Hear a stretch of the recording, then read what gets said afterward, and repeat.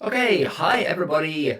I'm Barnaby from Clown Spirit, where we use the power of clowning to bring lightness, joy, and connection to your life and the lives of everybody around you.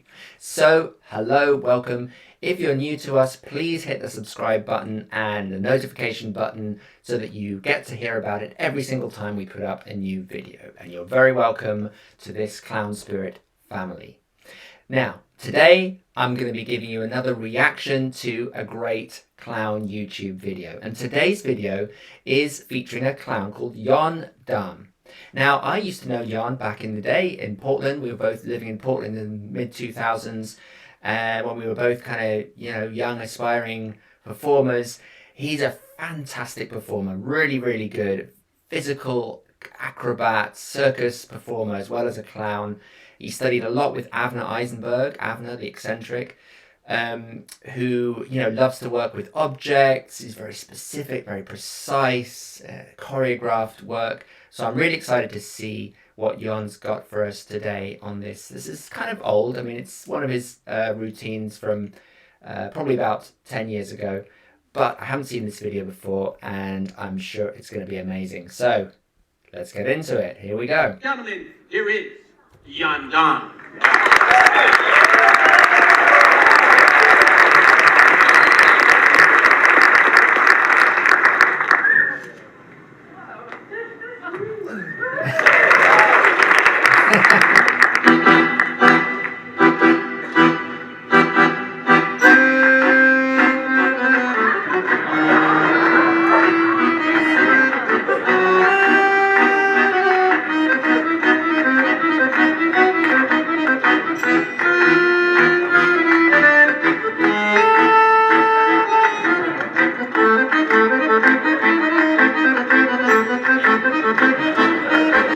Okay, very good. So, I mean, it's, as I said, it's so quick. We're only about 50 seconds or less really than that into the routine, and he's done so much already. Beautiful entrance there, right? I mean, he just immediately connected with the audience. He gave us a handstand right away. So he's kind of establishing his character, right? The basic status of his character, which is kind of a bit of a show-off, bit of a know-it-all. He's pretty quite talented, and he comes out and he wants you to know that, right? But then immediately he undercuts that with this moment when he kind of like goes like this with his suspenders, which are called braces in England, by the way. And then one of them just comes off right in his hand. It just pings right out, and it's very precisely placed there so that he knows if he puts just that amount of pressure on it, it's going to ping right out and go right over his shoulder, which is a great moment, right? Because he's come out and he's kind of given us this flourish, this cool move, and then immediately he is giving himself a fall, a failure, a problem to work with. And then this problem just goes on and on, right? And I love this kind of clowning, how, he's got a very simple problem, and every time he tries to solve the problem, that leads to another problem, right? And it just kind of keeps on snowballing. So like he kind of reattaches it and it's too long, and he makes a little knot in it, and then he goes like this again, and the knot just comes right out, and then he kind of goes like this, and then it's around his neck and it's strangling him. And so it's a beautiful creative space, this, and so let's see what happens next.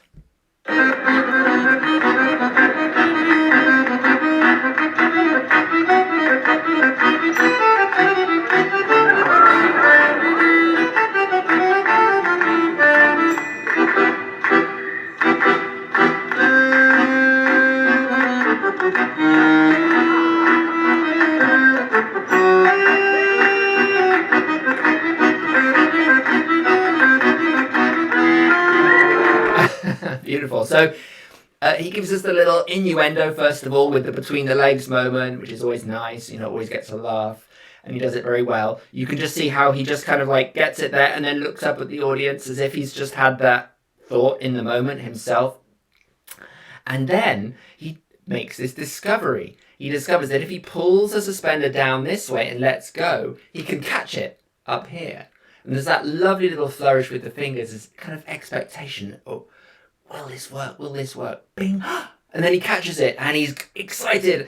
And then, can he do it again? Yes, he can. But the third time, right, and this is a great example of the rule of three in clowning. If you do something two times, it's interesting, but then the third time, you've got to mix it up. You've got to surprise us. And he does. He lets it go, and it goes all the way around, and he catches it. So he does like a 360 kind of move. And you get the feeling now that the problem that was initially caused by the suspender braces breaking or being too long is now becoming like an asset, a fun game to play. Almost like a juggling act now, where he can think up tricks. So we'll see how this develops and how this resolves. We're already halfway through the act.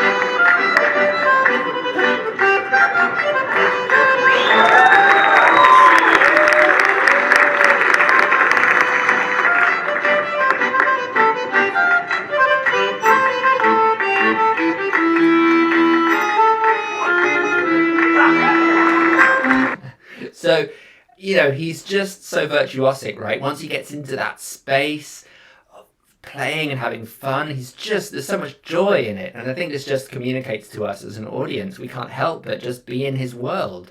And his world is just like, oh, well, there's this problem, and I'm trying to solve this problem. But then, oh, wow, I've discovered something. And now what are the limitless possibilities that I can turn this little thing into?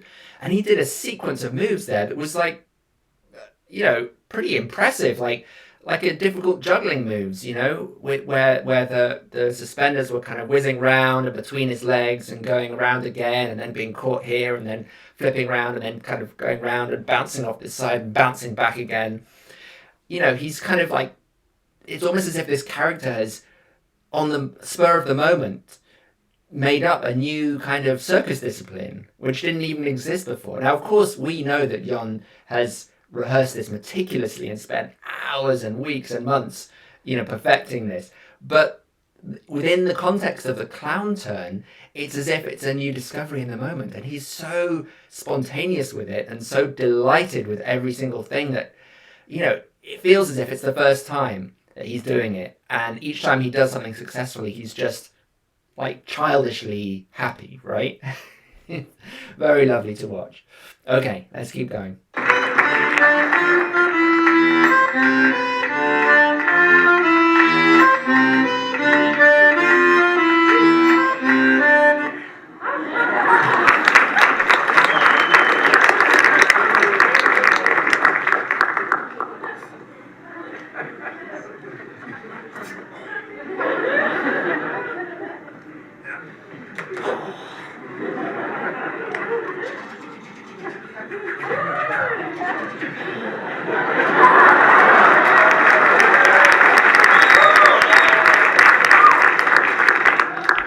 So great, like theatrical moments there where suddenly it's round his head and the music stops beautifully on cue and it's like he's Rambo, right, for a minute, and then he's Bruce Lee and he does a little turn and then he's like an amazing juggler, sort of like like a martial arts juggler or something, and he's got the audience totally in the palm of his hand.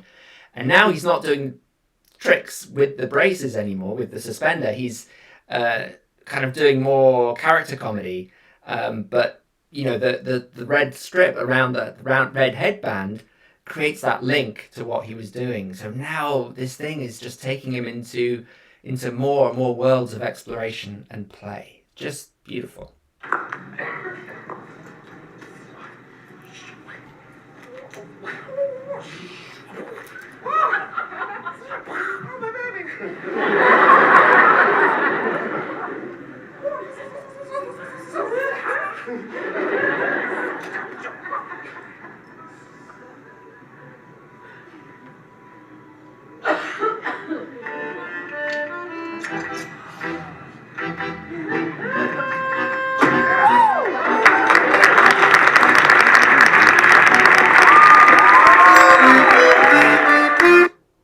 Beautiful. So, from that moment of character comedy with the kind of Jackie Chan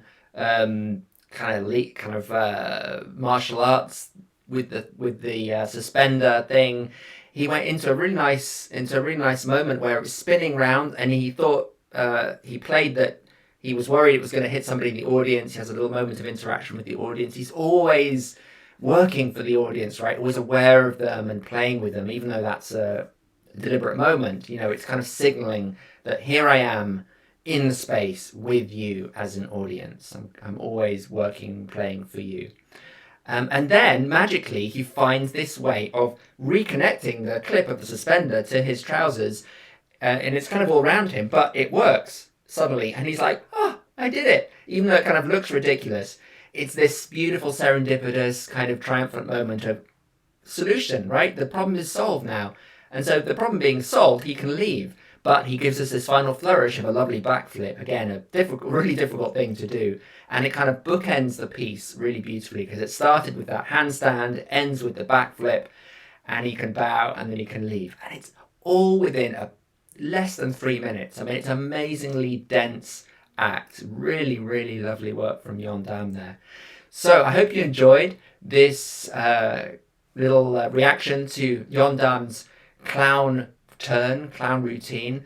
And as I said before, if you haven't been with us before, please hit the subscribe button and the notification so that you can find out every single time we have another video that comes out. It's been great watching this Jan Damm video with you, and I hope to see you at another one very soon. Bye for now.